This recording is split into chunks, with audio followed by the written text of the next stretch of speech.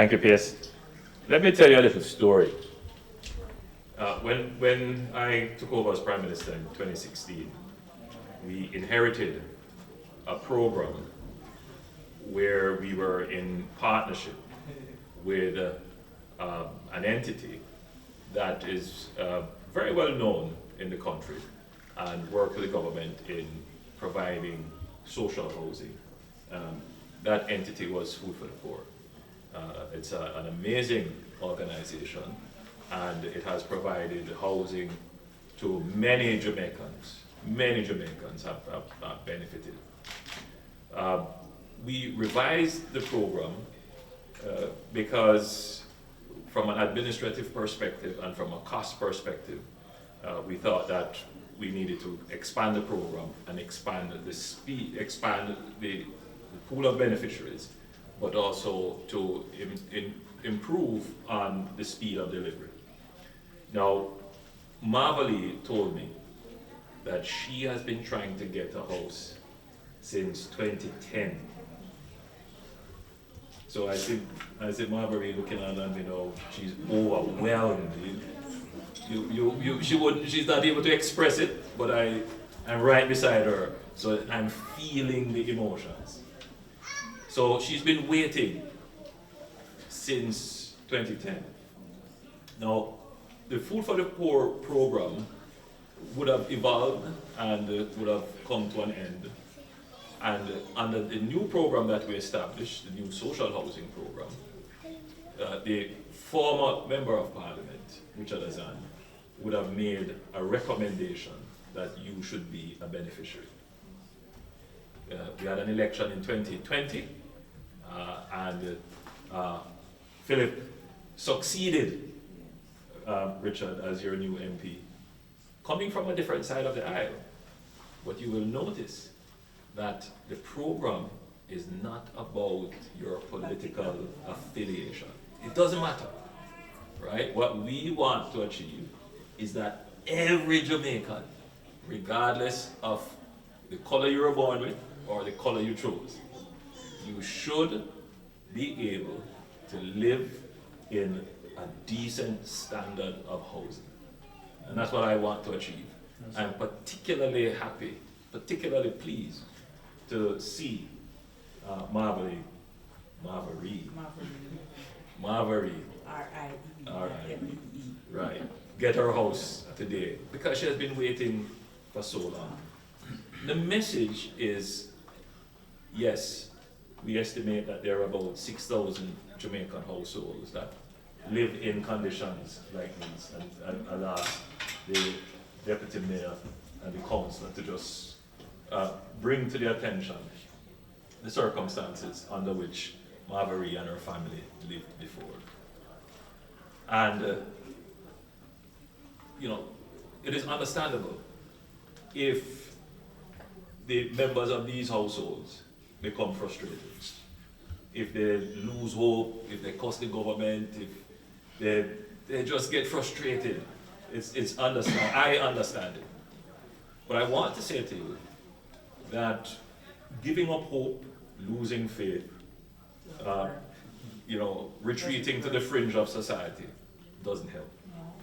Remain engaged, remain hopeful, continue to pray to your God, continue to be optimistic, because it will happen. So I want to say to you that your government, right, your government and your Prime Minister is understanding of these issues. And that is why we have put in place these programs.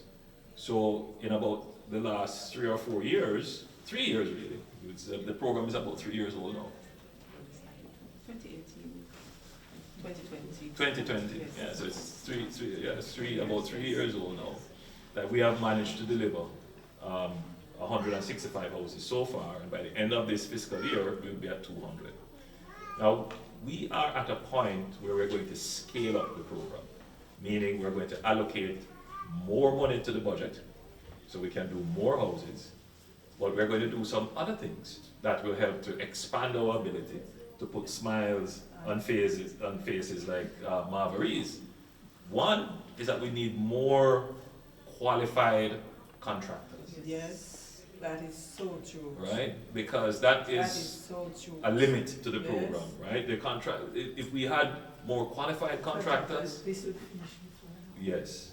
So we're gonna engage in a program of trying to build that out. So we're gonna literally now try and identify, train them, and support them so that they develop the competencies and efficiencies. So that Marbury don't have to wait in addition to her 13 years of waiting, right? That she can, get her house quickly. So that's one area that we will work on. The second thing that we have to do now is that the modality is the beneficiary has to identify the land. And that is another restriction, because oftentimes the beneficiaries don't have the land and they have to rely on family members or the good-heartedness of friends. Yes. And it takes a long time for them to get the land. So now we are examining our land bank to see what lands are available, and usually these lands will have to be dispersed all over the country. So we are now examining to see whether or not we can find some lands that we could cluster the beneficiaries. So that is now underway. So we are already solved the issue of the financing. We know we're going to increase the budget, so we'll be able to do more houses. We are going to develop a contractor program where we're going to train contractors specifically for this program. And then we're going to have our land bank expanded so that we can bring the benefit in a much more speedier fashion to the beneficiaries. So with those words, show them your big smile, Marbury. I saw it when you were coming in, but I know in these moments it's not just about smiles. It's overwhelming. The emotions that are running through your heart right now. So again, I'm delighted to be able to turn this over to you. And your grandson, I'm sure, will be very, very happy. All right, so let's do the signing. All right, let me, if you want to sit here. Right, he's a solid guy. He's a solid guy. All right, so let's do the signing.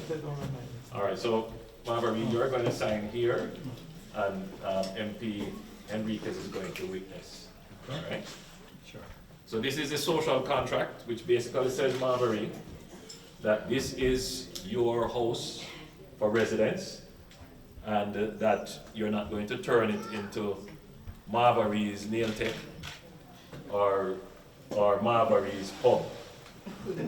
Right? You're not going to do that. It also says that you're going to maintain the property at or better than the state that we gave it to you in. Right? And Marbury, So what I want to ask. yes, if just one more thing, if your circumstances change and you decide to go up, That's right, you must notify the Ministry of Economic Growth and Job Creation, and you must get the approval of the planning authorities, the planning authorities, including the municipal authority. Yeah, so you can expand on it. that's what I was going to ask. Yes, because I see you have your plans already. Very The nice. family is huge. Yes. I have 4 kids and I have 5 grandkids right now. Whoa. I'm chasing millions. Well, that's good. That's good. So, you see, the benefit is not just Marbury, it's not just your benefit. It is, the entire household. Now you have an asset that you can pass on, so that helps to break, Yes. any intergenerational poverty that might have existed. Now your grandchildren will have somewhere that they can take refuge, that they can study in, It does improve the quality of your life. Yes. All right, so thank you, Marbury, for being such a good host. Thank you. Thank you.